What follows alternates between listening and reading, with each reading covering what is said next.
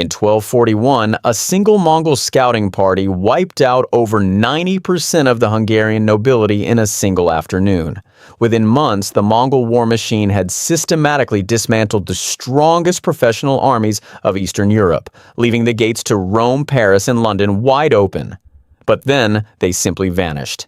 Historical records confirm that the Devil's Horsemen were less than a few weeks' march from the heart of the Holy Roman Empire when they suddenly turned their horses back toward the east. What if they hadn't? What if the most disciplined military force in human history had decided to finish what they started? Today, we're diving into the ultimate historical what if. We'll analyze the terrifying reality of a full-scale Mongol occupation of Western Europe, a scenario that would have fundamentally rewritten the DNA of the modern world. You're about to see why the European knight was actually technologically inferior to the Mongol horse archer and how the very geography of Europe might have been the only thing that saved Western civilization. If you're a fan of military history and deep dive strategy, make sure to hit that subscribe button and ring the bell. We're about to deconstruct the greatest almost in the history of warfare. Why were the Mongols so successful? To understand the potential invasion, we first have to address the combined arms gap. In the 13th century, European warfare was built around the heavy cavalry charge, the knight. Think of them as the tanks of the Middle Ages. They were slow, expensive, and relied on brute force. The Mongols, however, used a system called feigned retreat. They would pretend to flee, breaking the enemy's formation, and then turn back to pick them off with composite bows that had more penetrating power than a modern handgun's impact at close range. According to military historians, the Mongol composite bow could shoot accurately up to 300 yards. European crossbows of the time, barely half that, with a much slower rate of fire. Imagine a French or German army weighed down by 60 pounds of mail and plate, trying to chase a light cavalry force that could shoot backwards while galloping at full speed. It wasn't a fight, it was a slaughter. Many people assume the great stone castles of Europe would have been the ultimate defense.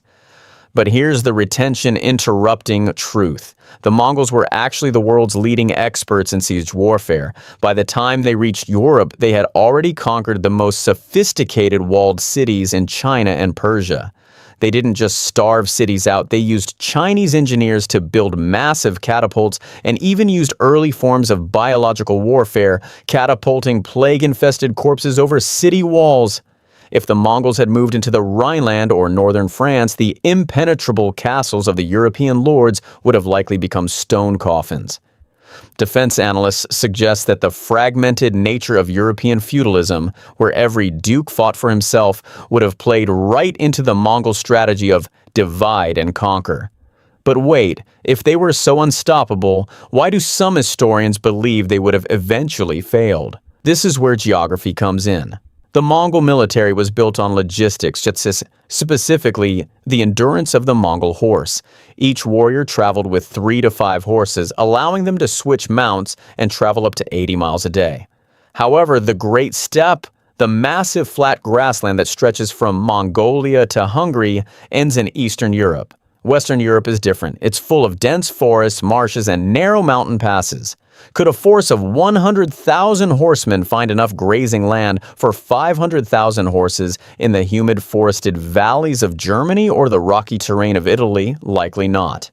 This pasture limit is a verified theory among environmental historians, suggesting the Mongols might have won every battle but lost the war against the climate. So what is the key reveal? If the Mongols had stayed, the Renaissance might never have happened. The Mongol Empire was the first true globalist power. They created the Pax Mongolica, a period of unprecedented trade and communication. If Europe had been integrated into this empire, the Dark Ages might have ended sooner through the influx of Eastern technology like gunpowder, printing, and paper money. But at what cost? The European identity, built on individual kingdoms and the power of the church, would have been crushed under a centralized meritocratic and highly taxed imperial system. The very concept of the West as a separate cultural entity would have vanished, replaced by a massive Eurasian superstate spanning from the Pacific to the Atlantic. In summary, the Mongol invasion of Europe was a black swan event that was only stopped by the death of the great Khan Ogedai back in Mongolia, forcing the generals to return for a political succession. Tactically, Europe was unprepared for the speed and range of Mongol horse archers.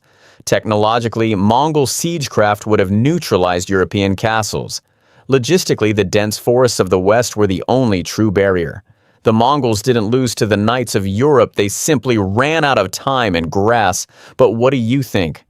If the Mongols had occupied England and France, would the world be more advanced today, or would we have lost the unique culture that defined the modern age?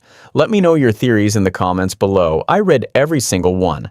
If you enjoyed this deep dive into military history, hit that like button and check out our other video on the Roman Legion versus the Samurai. Thanks for watching, and we'll see you in the next one.